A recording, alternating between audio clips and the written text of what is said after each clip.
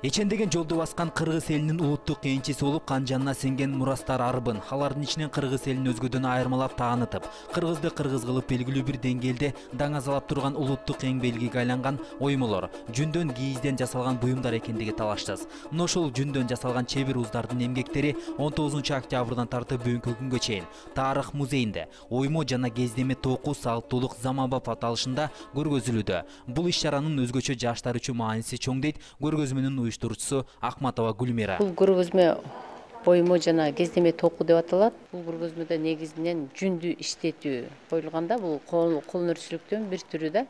Жүндү кантип сорттоо керек, кантип жууш керек, кантип ийриш керек, кантип жип жасап, андан кантип токуса болот. Ошону мастер-класс кылып көргөзүп, анткени азыркы жаш муундарыбыз ошол өзү кийип жүргөн кийимдин кантип токуларын да билишпейт да. Анан ошол токулган менен синтетика кийиз менен жүндүн кандай айырмасы бар экенин, ошо жүн өзүбүздө мисалы кой көп да. Уяң жүндү койлорго, ошол уяң жүндү койлордун жүнүн иштетип, ошондон буюм жасаса, ушундай болот экенин көргөзүү максатында, андан кандай түркүн кийимдерди, кандай түркүн буюмдарды жасаса болот экенин көргөзүү максатында жасадык да. Мына азыр өзүңүздөр көрүп атасыздар, ушул жерде жасалган буюмдардын баары жүндөн токулган, колго жасалган.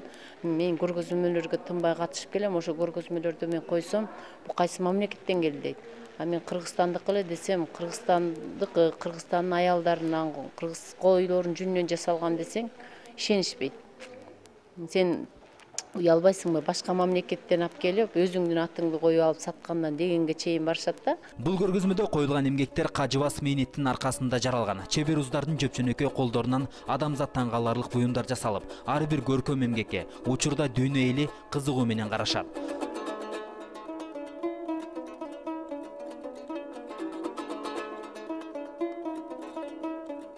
Адатта өнөрдү адамзаттын көркөм дүйнөсү деп келебиз. Өнөрпоздордун мындай көңүл эргүүсү, кыялы чагылдырылган кооздуктар дүйнөнү таамай тааный билүүдө баа жеткис булак болуп саналат.